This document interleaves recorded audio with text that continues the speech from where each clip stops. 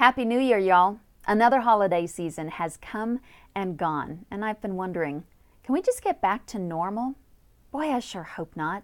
What we have experienced over the past couple of weeks should have a profound impact on our lives that extends well beyond the new year. It was just 8 days ago that we celebrated the birth of Jesus Christ, our Savior. Just 8 days ago.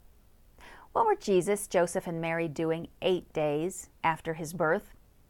At the end of the 8 days, when he was circumcised, he was named Jesus, the name given by the angel before he was conceived in the womb.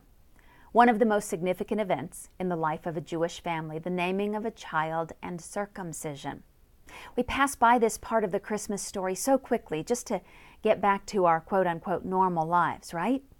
And yet, this is one of the most defining moments in Jesus' life. It should be in ours as well.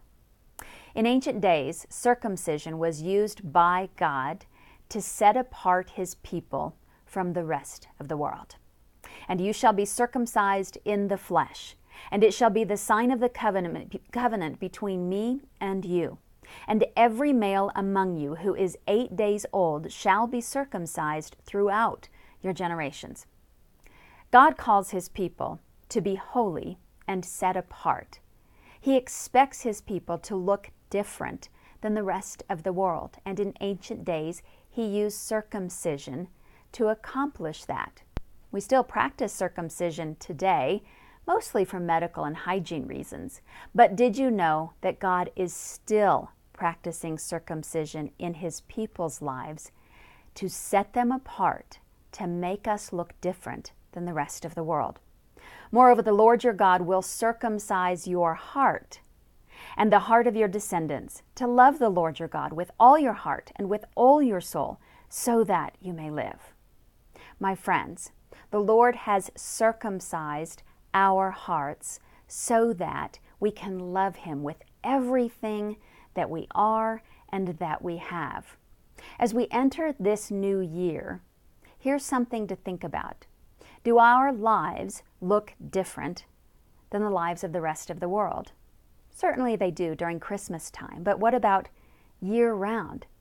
God has circumcised our hearts with the intention of setting us apart from the rest of the world. We should look different. Do we? As the Israelites were about to enter the promised land, Moses told them to go into the land with circumcised hearts. What does the Lord your God require from you? But to fear the Lord your God, to walk in all his ways, and love him, and to serve the Lord your God with all your heart and all your soul, to keep the Lord's commandments. What are those commandments? Well, Jesus tells us to love God with everything that we are and have, and to love our neighbors as ourselves, not just at Christmas time, but year-round. Do that, and you will definitely be set apart, and people will see that you are different.